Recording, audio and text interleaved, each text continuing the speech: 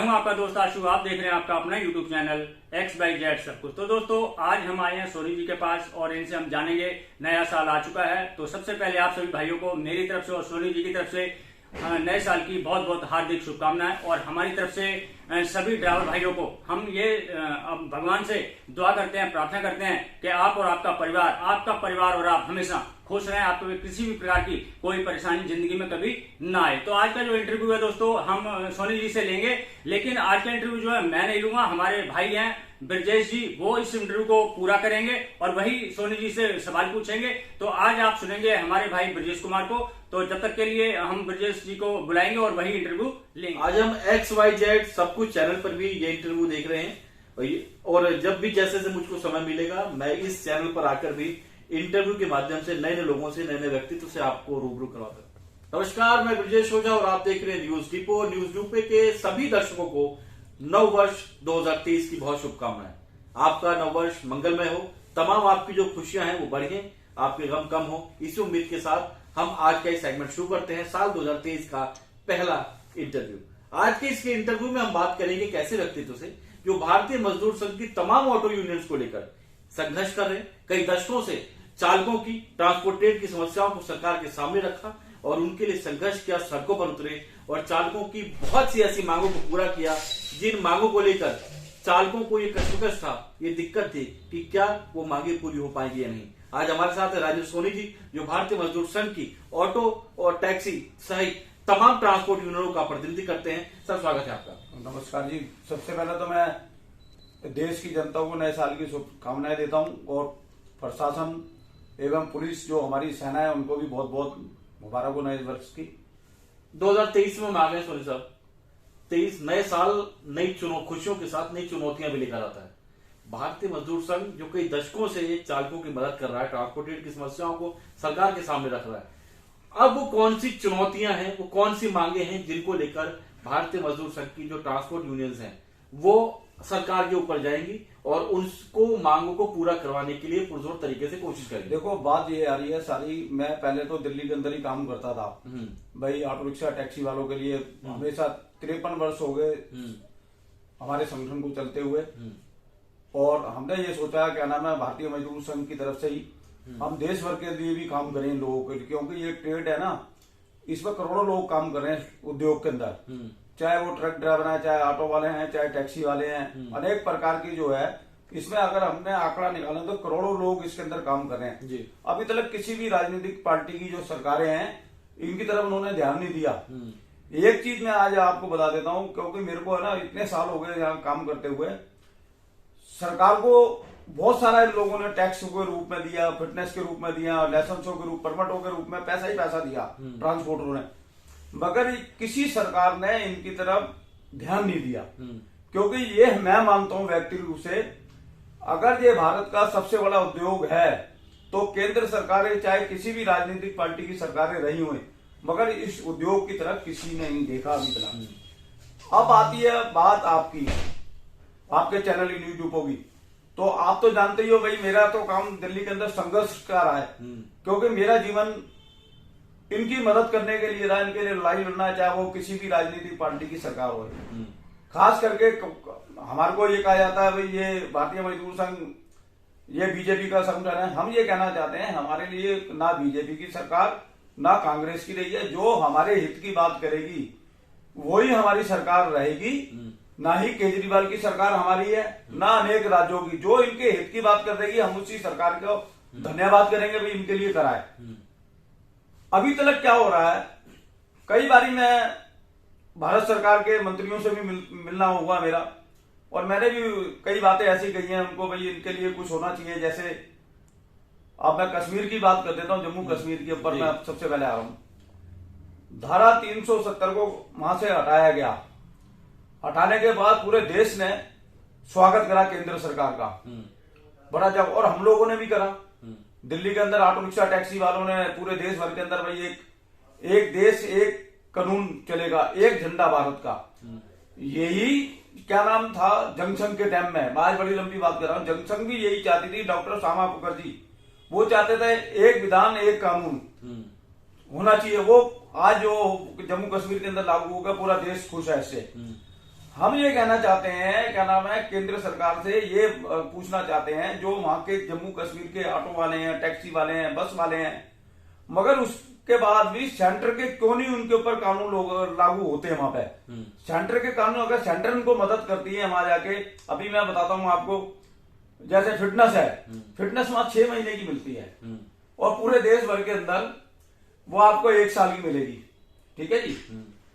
और उसके बाद क्या होता है, उनके साथ वहां का जो प्रशासन है वो उनकी मांगों को अनदेखी करता है। ग्रीन टैक्स का मामला आता है, ग्रीन टैक्स 8,500 रुपए टैक्सी वालों से लिया जाता है और 14,000 रुपए बस वालों से लिया जाता है। ये तो सरासर गलत है।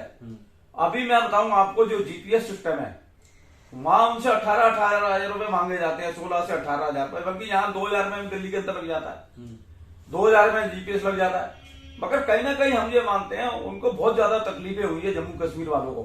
यानी कानून ही ऐसा बना दिया कि उनको ये फील करवाया जा रहा है कि आप देश का हिस्सा नहीं है। ये हाँ। और मैं नहीं मानता, मगर जब तक वहां का जो प्रशासन है जम्मू कश्मीर का, वो प्रशासन उनके साथ अच्छा व्यवहार करे और अच्छी तरीके से उनकी जो मांगे हैं उसको लागू करे। मैं उदाहरण देता हूं, अभी सेंट्रल गवर्नमेंट ने ये कहा उनकी गाड़ियों के अंदर वो जीपीआर सिस्टम नहीं लगना चाहिए पुरानी गाड़ियों के अंदर। और ये बताओ कौन से कानून ऐसे हैं जो कि उनको रोक रहे हैं, कहते हैं भाई आपकी गाड़ी की फिटनेस नहीं होगी जब तक वो लगवाओ जीपीएस। अरे जीपीएस का कोई कंट्रोल रूम नहीं है वहां पे, वो व्यक्तिवाद अपने आपस में जीपीएस लगवाएंगे, वो कोई कंट्रोल रूम नहीं, कोई कुछ नहीं, जबरदस्ती स्टैम्प लगा रही 12,500 दो, 16,000 दो। ये कोई तरीके थोड़ी ना है। वो भी बेचारे एक आस लेके बैठे हैं, जम्मू कश्मीर हमारा एक भारत का अपना, हमारा अपना अंग है। अगर आज मैंने ये सोचा भाई पिछले कुछ महीनों में, मैंने दिल्ली के अंदर तो बहुत सारे आंदोलन करे हैं, चाहे वो कांग्रेस की सरकार हो चाहे केजरीवाल की हो, मगर मैं पूरे देश भर के अंदर इनके लिए काम कर रहा हूँ। राजेंद्र सोनी दिल्ली के अलावा कश्मीर और राजस्थान की तरफ भी रुख कर रहे हैं। नहीं, पूरे देश के अंदर मैं काम करना चाहता हूँ। पहला पड़ाव कहाँ पे? पहला मेरा सबसे पहले कश्मीर, जम्मू कश्मीर होगा, क्योंकि उनकी तकलीफें बहुत हैं। तो इसके लिए अब क्या तैयारियां हैं आपकी? इसके लिए तैयार हैं, हम केंद्र सरकार से भी मांग कर रहे हैं भाई आप मदद करो इन लोगों की, क्योंकि आपको पता ही है कोरोना काल आ गया, सबसे ज्यादा नुकसान ट्रांसपोर्टरों को हुआ है, किसी सरकार ने इनकी मदद नहीं करी आर्थिक रूप से। तो हम यही चाह रहे हैं केंद्र सरकार से, वो भी भाई हमारे अपने लोग हैं, आपके अपने लोग हैं, आप अपने प्रशासन को वहां टाइट करो। जो यहाँ से आप ऑर्डर करते हो केंद्र सरकार करती है, भाई ये काम इनके लिए होना चाहिए, वो काम नहीं होता वहां पे। और वो जो अभी कई ऐसे काम करे हैं गडकरी साहब ने, मैं धन्यवाद भी कहूंगा गडकरी साहब को, मगर वो इम्प्लीमेंट नहीं हो रहे वहां पे काम। यानी योजनाएं अच्छी हैं लेकिन उनका इम्प्लीमेंटेशन नहीं हो पा रहा। नहीं हो रहा। तो अब क्या राजेंद्र सोनी जो है वहां की राज्य सरकार और केंद्र सरकार, पहले राज्य सरकार से मीटिंग्स करेंगे या सीधे केंद्र सरकार के पास उनकी समस्या को लेकर जाएंगे? नहीं, केंद्र सरकार के पास तो हम गए थे। हाँ। अभी कश्मीर के लोग आए थे, वो सारे, उनको एक डेलीगेशन था मेरे साथ, उनको मिलवाया भी था आदरणीय सड़क एवं परिवहन मंत्री नितिन गडकरी जी से। उनको भी उन्होंने मांग पत्र दिया, प्रधानमंत्री जी को भी दिया है, भाई हमारी तरफ भी देखा जाए, हमारी भी कुछ समस्याएं, तो ज्ञापन भी दे दिया हम लोगों ने मिलके। अब देखो क्या होता है, अगर उसके बाद भी अगर 2023 के अंदर अगर कोई भी वहां के एलजी साहब नहीं सुनेंगे या केंद्र सरकार नहीं सुनेगी, हमें तो फिर भारतीय मजदूर संघ की जो ट्रांसपोर्ट यूनियन है, हमें तो सड़कों पर उतरना पड़ेगा। यानी 2023 का भारतीय मजदूर संघ के ट्रांसपोर्ट यूनियनों का सबसे पहला टारगेट कश्मीर के ट्रांसपोर्टरों की समस्या का हल करना है। हाँ, सबसे पहले हमारा वो लक्ष्य रहेगा, उनकी मदद करेंगे हम। मदद करने के बाद सरकारों से अगर हमारा संघर्ष करना पड़ा, संघर्ष भी करेंगे। उसके बाद फिर पूरे देश भर की समस्याओं को लेके हम एकजुट पूरे देश को जोड़ना चाह रहे हैं हम, क्योंकि आज तक किसी ने नहीं करा होगा ये। क्योंकि हमें पता है भारतीय मजदूर संघ के लोगों को ये सबसे बड़ा उद्योग है, इनका भी काम होना चाहिए। अब मैं बाकी की बात आपसे ये कह देना चाहता हूँ, केंद्र सरकार जो है सबसे पहले इनके लिए सामाजिक सुरक्षा वेलफेयर बोर्ड को लागू करे जी।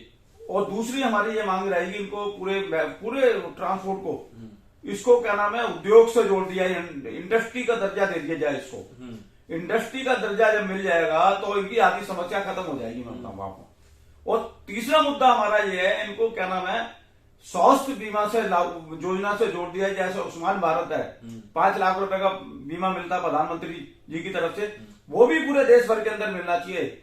और दिल्ली की बात कर रहा हूँ, दिल्ली के अंदर तो दुर्भाग्य वाली बात हो गई, वो योजना लागू नहीं करी। और इनके पास रहने के लिए मकान नहीं है, जैसे प्रधानमंत्री की आवास योजना चली है, गरीब तबके के लोगों को, इनको ट्रांसपोर्टर, चाहे टैक्सी वाला हो, ऑटो वाला हो, चाहे वो ट्रक ड्राइवर हो, कोई बस वाले हो, तो कम से कम इनके लिए एक आवास योजना के लिए भी स्कीम निकालनी चाहिए, क्योंकि मैं देख रहा हूँ जवानी हो गई, जवानी से बुढ़ापे में अंदर चले गए। इन लोगों के लिए ना तो अभी तक मकान मिले इनको, ना मकान बन पा पाए, ना कुछ हुआ।